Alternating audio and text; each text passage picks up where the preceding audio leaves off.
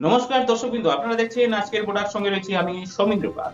Silchar Ramakrishna mission সেবাশ্রমে শিক্ষার্থীদের দ্বারা শনিবার সকাল 9টায় উদ্বোধনী সঙ্গীত পরিবেশনের মাধ্যমে 4 ও 5 মে অনুষ্ঠিতব্য দিবসীয় ভ্যালু ওরিয়েন্টেশন ক্যাম্প 2024 শীর্ষক শিবিরের সূচনা হয়। শনিবার সকাল থেকে দিনব্যাপী নানা কার্যক্রমের আয়োজন করা হয় শিলচর রামকৃষ্ণ মিশন সেবাশ্রমে। অনুষ্ঠানে কাছাড় জেলার 45টি সরকারি এবং বেসরকারি শিক্ষা প্রতিষ্ঠানের ছাত্রছাত্রীরা অংশগ্রহণ করে। তারা ভক্তিমূলক সঙ্গীত, নৃত্য পরিবেশনের পাশাপাশি স্বামী বিবেকানন্দ সম্পর্কিত রচনা ও বক্তৃতা পাঠ সহ আরো অন্যান্য ধরনের প্রতিভা তুলে ধরেন সকলের সামনে। শনিবার প্রথম দিনের অনুষ্ঠানে বক্তব্য রাখেন শিলচর রামকৃষ্ণ মিশনের সম্পাদক গণধীশানন্দজি মহারাজ, স্বামী বৈকুণ্ঠানন্দজি মহারাজ। তারা বলেন, যুব শক্তি জাতি গঠনে অত্যন্ত গুরুত্বপূর্ণ অংশীদার, তাই তাদের সঠিক পথে গড়ে তোলা জাতির মহান দায়িত্ব ও কর্তব্য। কাজেই তাদের গঠন দানে সমাজ ও রাষ্ট্র কোনোভাবেই যাতে কার্পণ্য না করে যুব সমাজ গঠনে পরিকল্পিত কাঠামো ও দীর্ঘমেয়াদী পরিকল্পনা গ্রহণ করা আমাদের প্রয়োজন। কেননা এর মধ্য দিয়ে দেশ একটি সৃষ্টিশীল ও যুব শক্তিতে সমৃদ্ধ সমাজ ও রাষ্ট্র উপহার পাবে।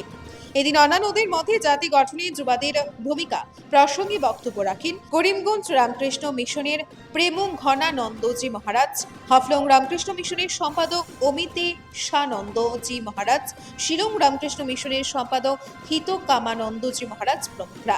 সম্পূর্ণ অনুষ্ঠানটি পরিচালনায় ছিলেন প্রমোদ পাল চৌধুরী। আপনারা দেখছেন আজকের বরাক।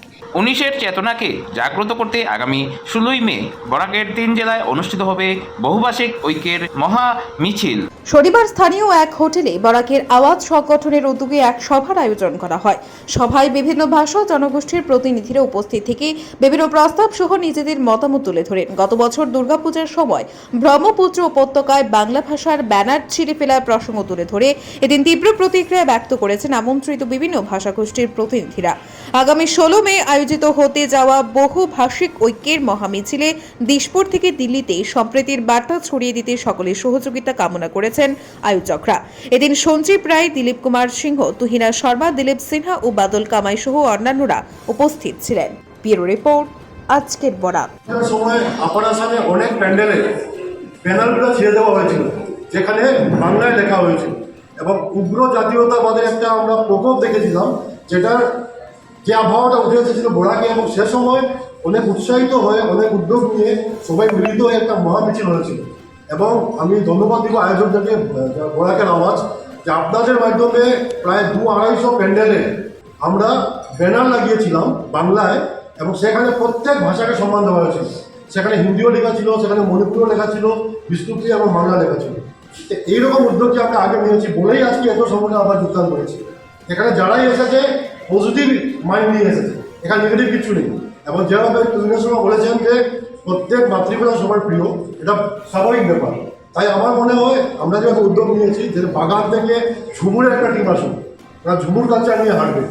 নাগামিজ আমার বাদনা আছে, ওরা একটা নিজের কালচার নিয়ে আসুন, বিষ্ণুপ্রিয়া, মণিপুরি, আসামি সবাই আসুন। আর আমার কথা হচ্ছে যে আমরা মুখে কিছু বলবো না, আমাদের রেলিটাই বলে দেবে যে আমরা কি বিশ্বাস করি।